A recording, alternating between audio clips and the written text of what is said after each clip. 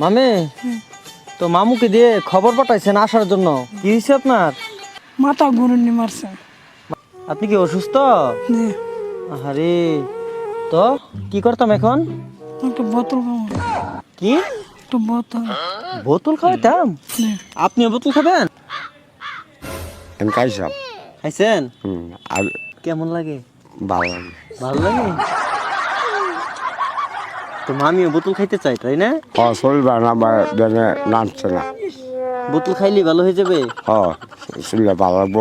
মামি, আপনি যে বোতলটা খাইতে চাইতেছেন হ্যাঁ। সেই বোতলটা খাইলে কি কি উপকার হয়?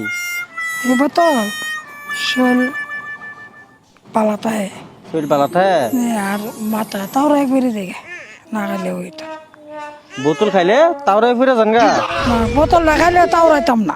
তাওরাইতেন না? বোতল না খাইলে তাও রাই মানতাম গেলে পরে দেখে মুখে রুচি হয় বোতল খাইলে? বোতল খাইলে ভাত খাওয়ান যা।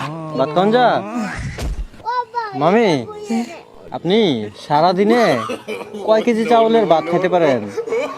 এ না বেশি ভাত খাইতে পারি না, 4-5 কেজি। জি, 4-5 কেজি।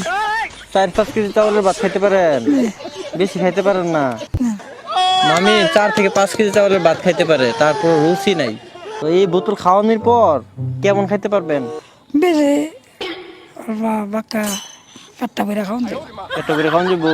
মামু, মামির তো একবারই রুচি নাই, ভাত খাইতেই পারে না।